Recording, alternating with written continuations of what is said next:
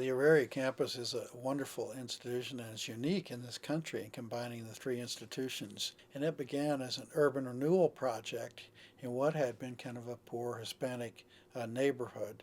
Urban renewal decided the whole area should be just leveled and start all over again.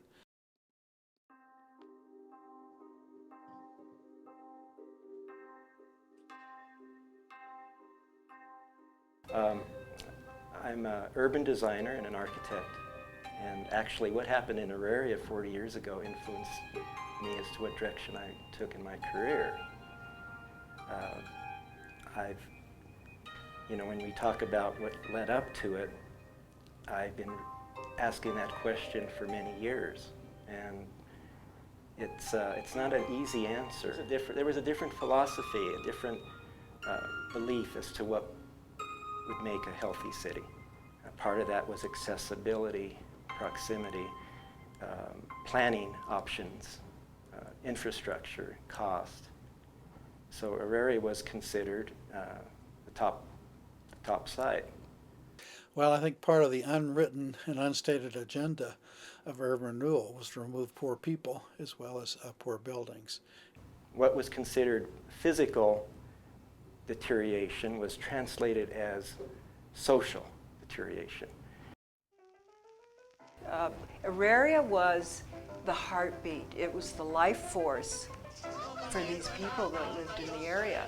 People knew that if they came to Auraria, they could be with other Latinos, and they felt safe. There is something essentially Latino in the way they interacted with the neighbors. You have a community, a close, physically close community that has witnessed those basic life cycles of birth, baptism, weddings, and deaths. There are some intangibles, like a sense of belonging, a sense of place, a community that values relationships and intimacy. It could not be easily translated in urban design models at that time.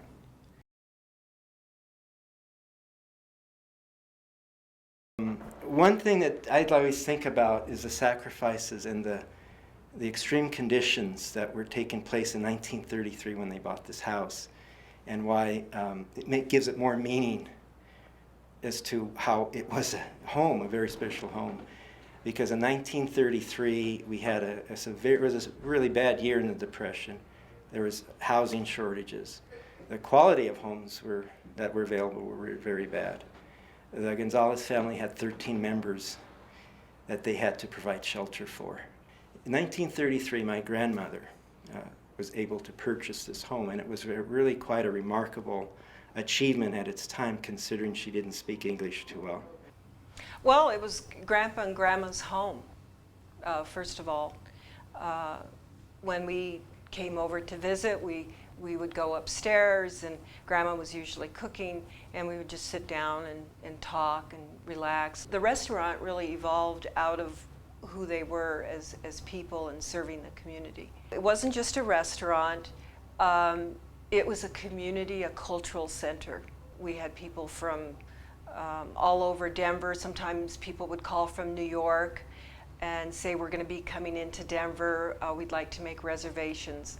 Once you went in there and had your first margarita, had your first chili relleno, saw these cute little kids doing the folkloric, Hispanic folklore dance, once you heard the Spanish guitar, that bridged a huge chasm that helped bridge some of the hostility. It was a very, very special place for the Anglo community and also for singers and dancers, performers.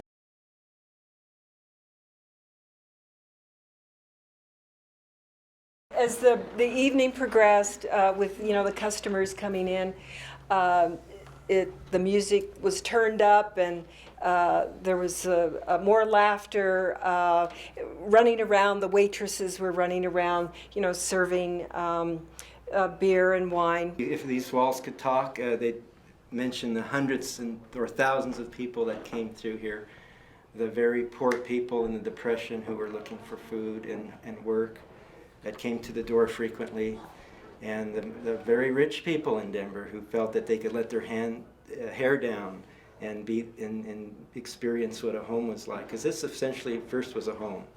So it was a very, very sad day, because it meant that their lives were going to change forever. You know, what the things that Durer was looking for Auraria were what the residents valued here. And 95% of the residents, according to the 1972 poll, stated that those residents wanted to stay here. Durer's movement to relocate or develop their master plans were very abrupt to the community, and I think the scope was too large. There was no transition, I believe, time-wise. I believe things happened very fast, and I don't think the community was prepared for that. They had a lot of family meetings. The Kasamayan being unique in that it was not only a home that was owned by the family, but it was a business. So relocation was a double whammy. The Latino community in Auraria were maybe not prepared for that with these new ideas. It did bring the community together politically, but a little too late. Me and my cousin are interested in moving forward with the events that happened 40 years ago and taking it into a positive direction, actually working with the college and the surrounding communities in making bridges to the past. Urban renewal has gone out of style. You just don't go in and wipe out an ethnic neighborhood. You show a little more sensitivity to whoever's there. I hope that our organization will be able to collaborate, and that we will be able to work with the community, because I think there's a lot that can be done. And as we gain more information and learn more about the people and the individuals and the architecture, we will find ways to benefit the students.